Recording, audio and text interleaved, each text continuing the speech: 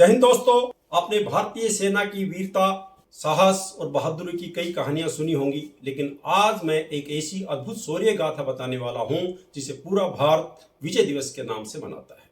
मैं colonel R.K. Rao, एक army veteran, आज इस खास दिन पर आपके साथ विजय दिवस की ऐतिहासिक और प्रेरणादायक बातें साझा करने आया हूं।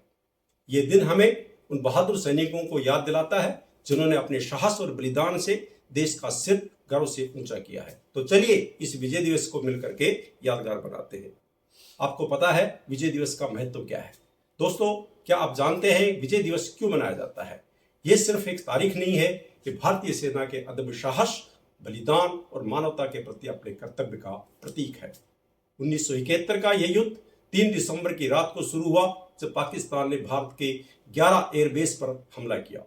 भारत ने तुरंत अपनी सेनाओं को तैयार किया और दुश्मन के नापाक इरादों को ऐसा मुंहतोड़ जवाब दिया जिसने पूरी दुनिया को चौंका दिया। यह युद्ध सिर्फ 13 दिन चला और 16 दिसंबर 1971 को पाकिस्तान की सेना ने भारतीय सेना के सामने अपने हथियार डाल दिए। पाकिस्तान के 93,000 सैनिकों ने आत्मसमर्पण कर दिया, जो विश्व का इतिहास का सबसे बड़ा आत्मसमर्पण है। इस युद्ध का नेतृत्व कर रहे थे हमारे महान फील्ड मार्शल सैम मानेकशॉ, जिनके रणनीति और नेतृत्व से हमारे इस देश की सबसे बड़ी सैन्य जीत को हासिल किया। लेकिन दोस्तों, यह युद्ध हमने सिर्फ अपने लिए नहीं लड़ा था। यह लड़ाई पूर्वी पाकिस्तान, जिसे आज हम बांग्लादेश के नाम से जानते हैं, के निर्देश लोगों के लिए लड़ी गई थी।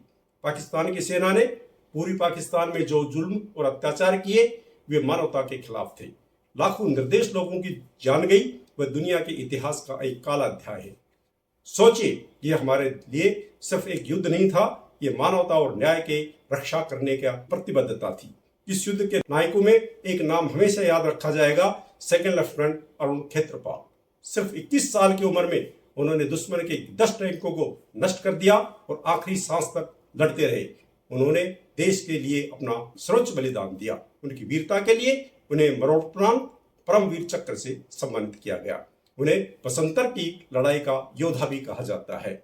उनका बलिदान हर भारतीय के लिए प्रेरणा है और ये सिखाता है कि जब बात न्याय और मानवता की हो, हर चुनौती को साहस और संकल्प के साथ पार किया जा सकता है।